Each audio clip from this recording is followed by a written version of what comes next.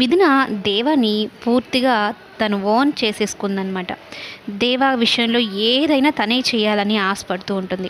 తనకు సంబంధించినవన్నీ దగ్గరుండి చూసుకుంటూ ఉంటుంది. అలాగే బట్టలు కూడా ఐరన్ చేస్తూ ఈ నేత్ర విషయంలో చాలా కోపంగా ఉంటుందన్నమాట. అసలు మిగిలిన వాళ్ళందరూ కంట్రోల్లో పెట్టుకున్నారు, వద్దు అంటే వెళ్ళలేదు, ఈయన మాత్రం నా మాట కూడా వినకుండా పెళ్ళాన్ని మాటలు పక్కన పెట్టేసి వెళ్ళాడు అంటూ కోపంగా ఐరన్ చేసుకుంటూ ఉంటుంది.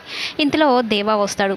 దేవా ఏంటి ఆ నేత్రతో మాట్లాడి వస్తాడనమాట. ఆ నేత్ర ఏంటి వీళ్ళిద్దరి మధ్యన స్పేస్ ఉన్నట్టుంది, మనం దూరిపోవచ్చు, మనకు వర్కౌట్ అయ్యేలాగుందనైతే అనుకుంటూ వస్తుందన్నమాట.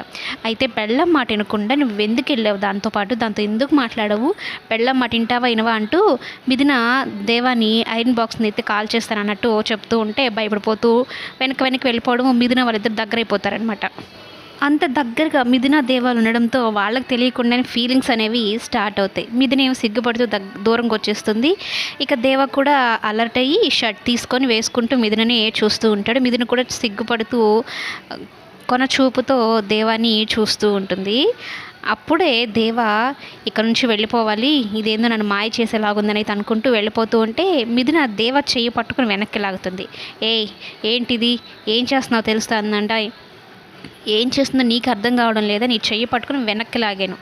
ఇంతకీ నువ్వు పెళ్ళం మాట వింటున్నావా లేదా అంటే పెళ్ళం లేదు అల్లం లేదు వెళ్ళు అంటూ వెళ్ళిపోతూ ఉంటాడనమాట.